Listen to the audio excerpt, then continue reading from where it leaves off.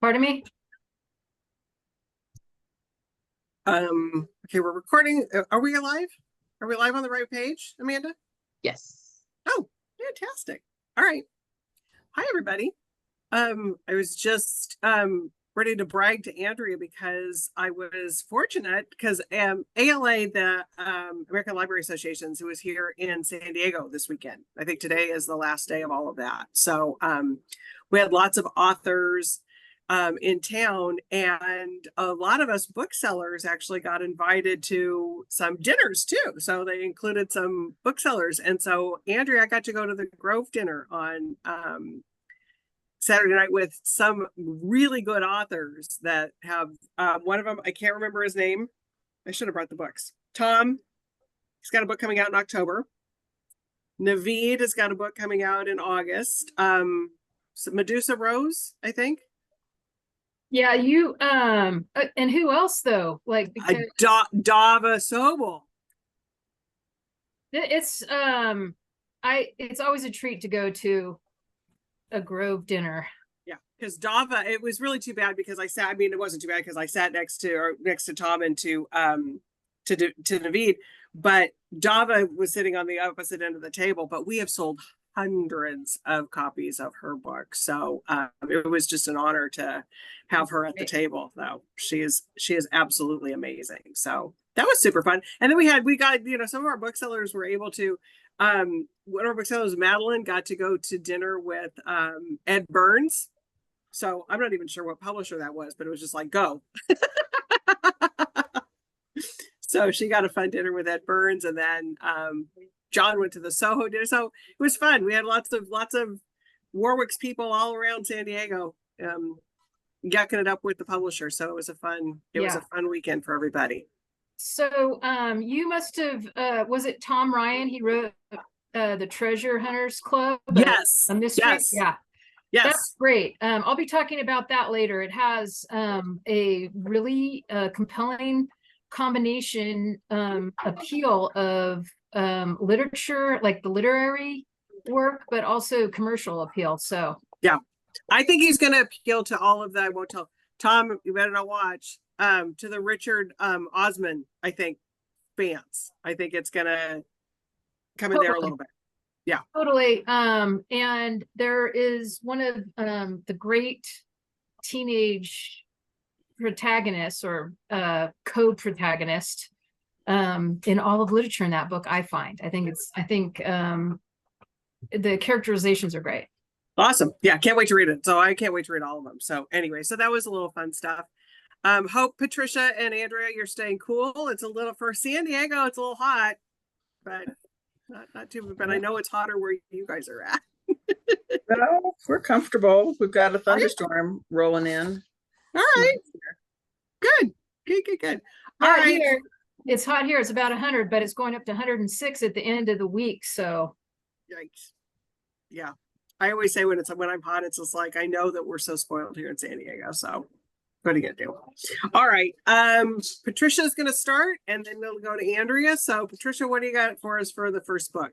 Oh, I thought I'd start on an upbeat note with a book called The Hollow Parties.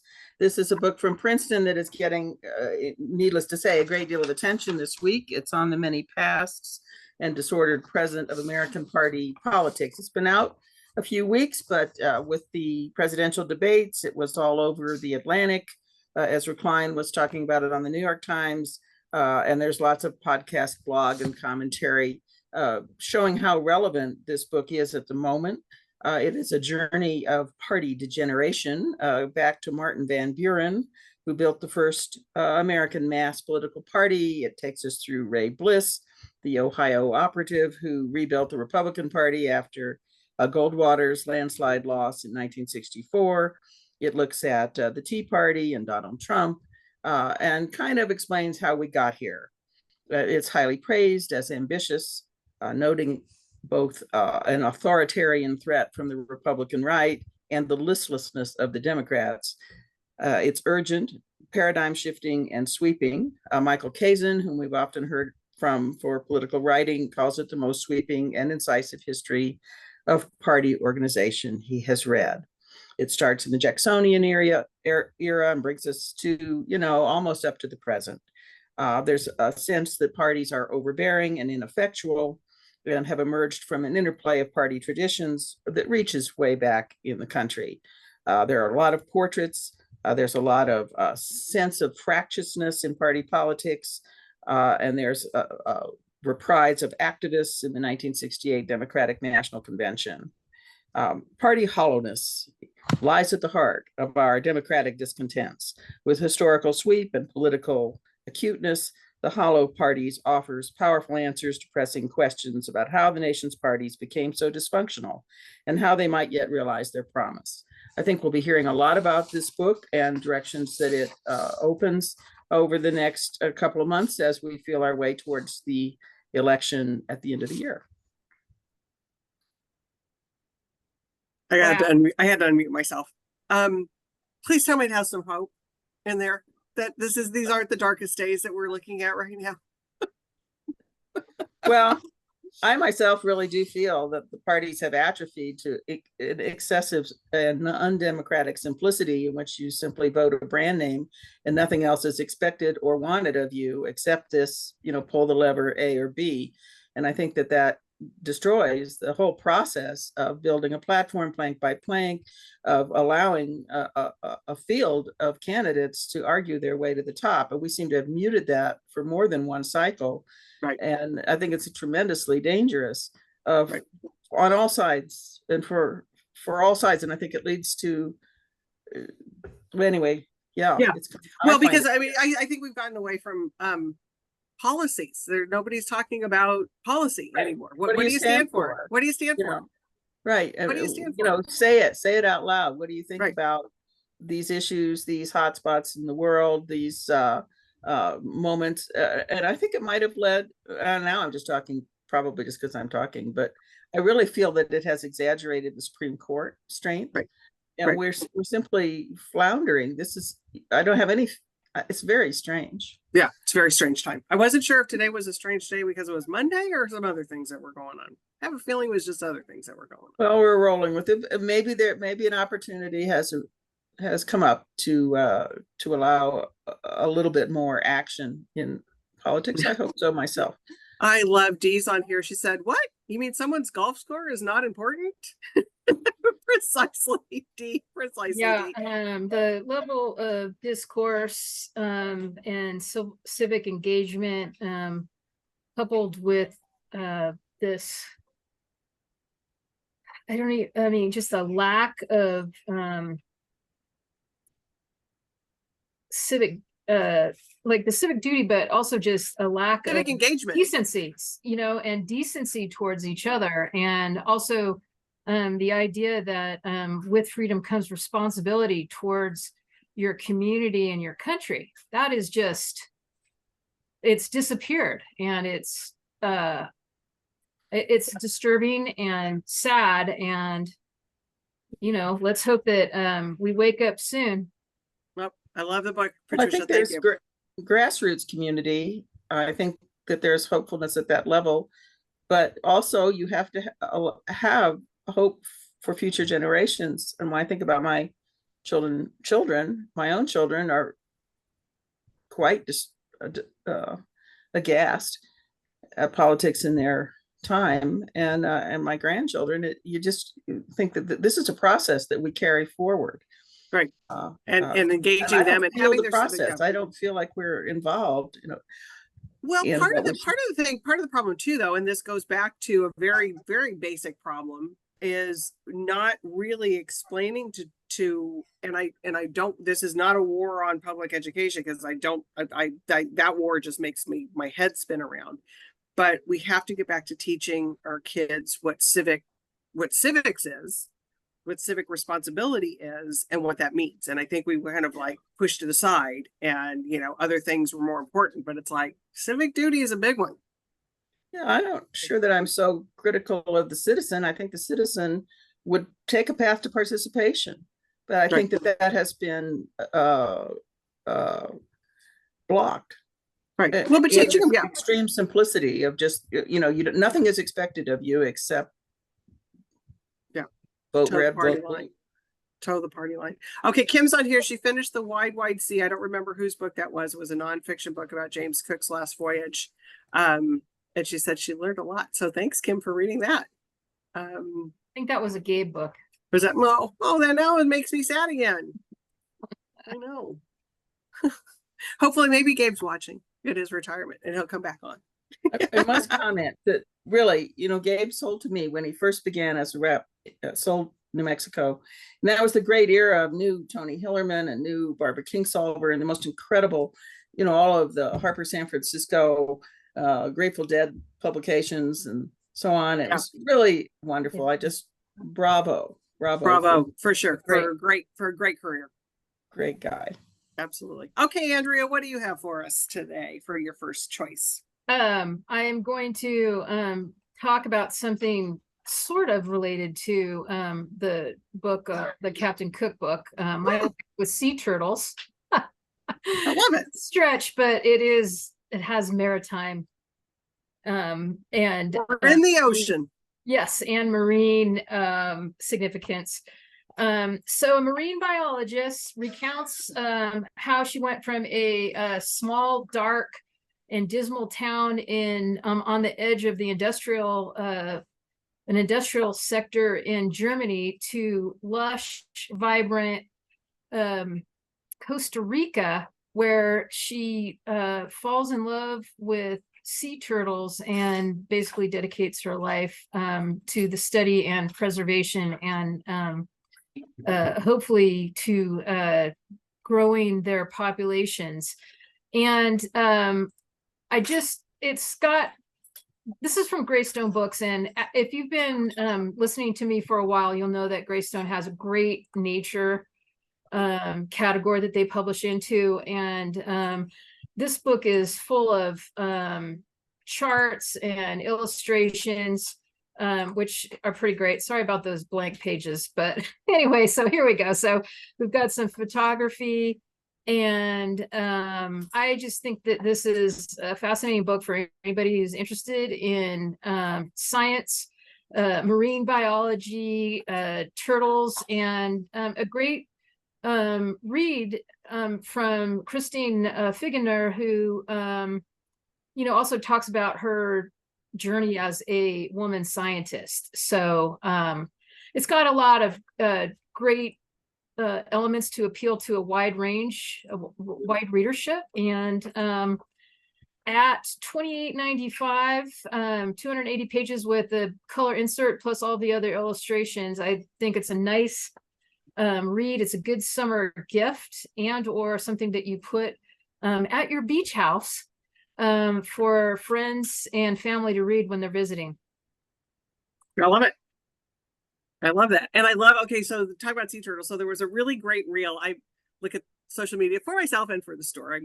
I always use the excuse that I'm doing it for the store to like, as I doom scroll through some things. But there was a great reel about, and I wish I could remember the song because it was not like a classic song, but it was like a more popular song.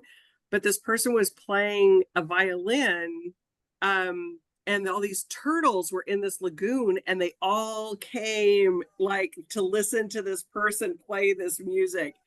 It was so cool. I wish I could, I know I won't be able to find it this quick, but it was fascinating. That's beautiful. Yeah, it was really something. So love our sea turtles. Yeah. And I remember one time we were on vacation and I was out floating in the ocean, and my kids and husband were on the shore, and all of a sudden I see them laughing. And I'm like, what are they laughing at? And like, so I'm on this boogie board, just kind of floating with my face in the water. And this giant sea turtle's head came up and just like was right here and eye level with me. And I just floundered around. Yeah. Well, they are prehistoric, and they can be scary when you encounter them that way. But his head was huge. Yeah. Huge. Yeah, they're pretty amazing. Pretty amazing creatures. All right, Patricia, what's next? I love that story of the violins and the violin was amazing. Turtles. I'm remembering, there were a lot of videos of playing piano to elephants in Thailand that I was devoted to for a while. I'm going Yeah. to find the violins. The violins, think yeah, we- the violins thing was pretty cool. Yeah, I think we're looking to be restored by nature from our beginning. And I have the most wonderful book. You know, we sell by season, and sometimes there's a book at the end of a season that just really trails behind. So you've been waiting for it forever. And that's true for this book, which is gorgeous, called Drawing Nature by Linda Miller Fettner, on the creative process of being an artist, illustrator, and naturalist. It's a big book. It's beautiful. It feels wonderful. There's not a lot out in this special niche of drawing from sketchbooks, drawing from nature, observation, field notes. I'm thinking of Law's A Guide to Nature Drawing, which has been around for a long time. And of course, the wonderful books by Obie Kaufman. This book is just full of excitement and information. Here we see loose drawings from nature as a sort of a source.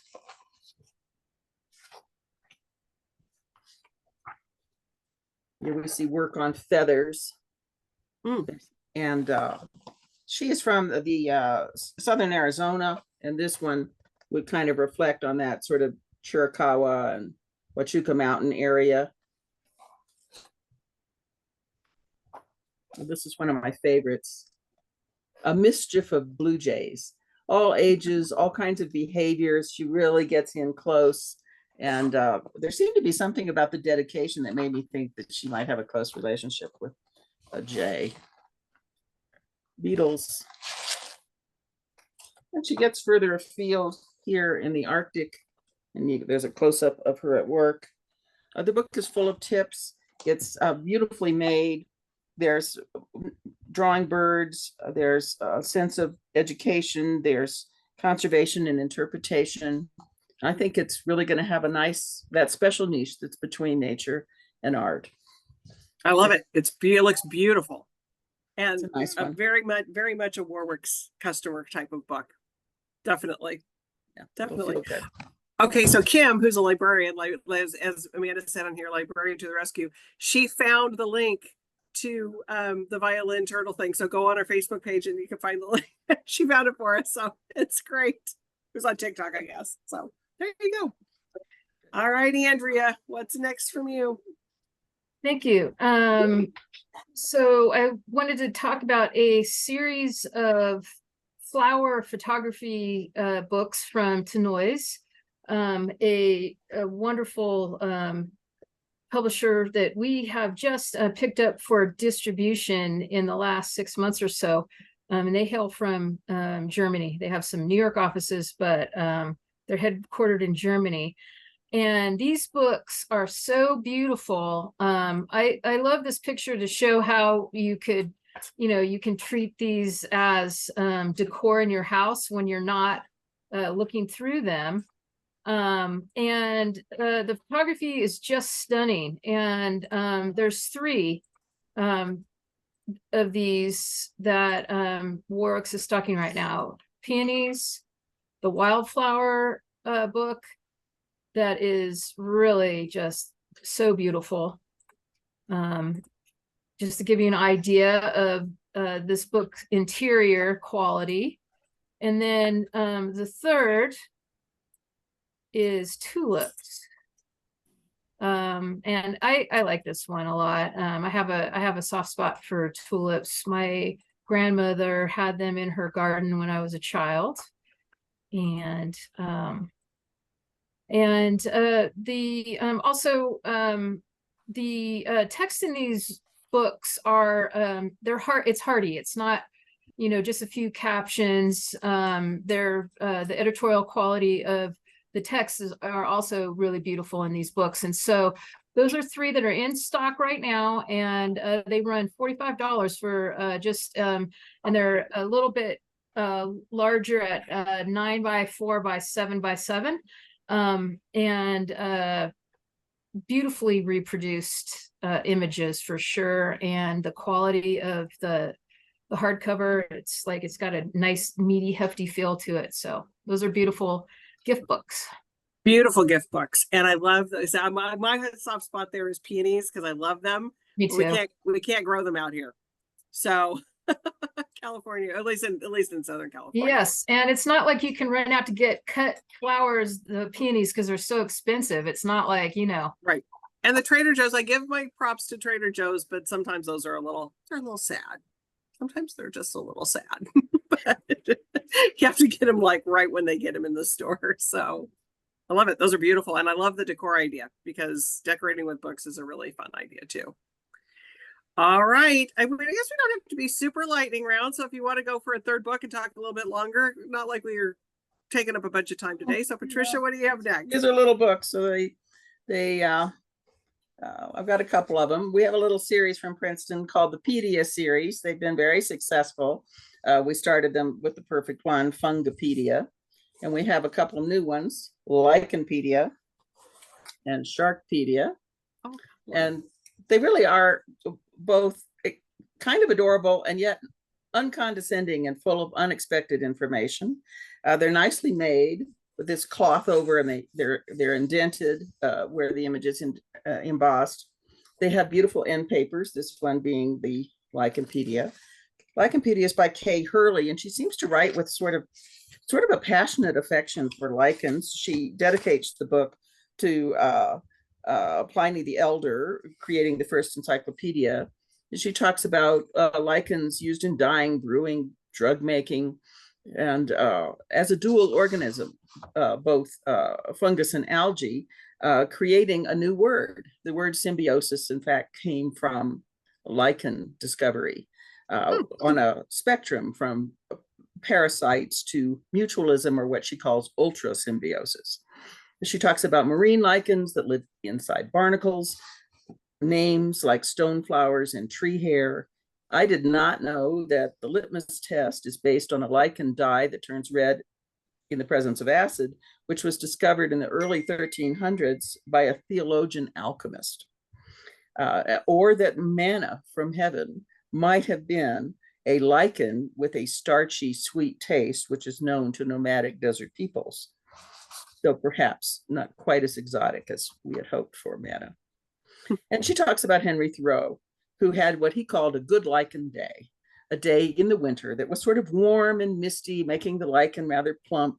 He says to study lichens is to get a taste of the earth. Sharkpedia is lots of fun, and I have been interested in which one will come out ahead. I was betting on lichens, but I'm pretty amazed to be getting some reorders on Sharkpedia from landlocked states like Colorado, Utah, and Arizona, where we have lots of land sharks. Again, cool end papers of shark teeth. Another brilliant author, Daniel Abel, who has written a number of major books on sharks and brings his love of sharks to the fore. He talks about bite force and how we might measure the bite of the great white shark, their prodigious sense of smell as the bloodhounds of the ocean, and of course, fear of sharks, which is either galeophobia or selacophobia, but ultimately a plea for sharks as predators who preserve our ecosystem. The series is cute. I'm inspired by Andrea.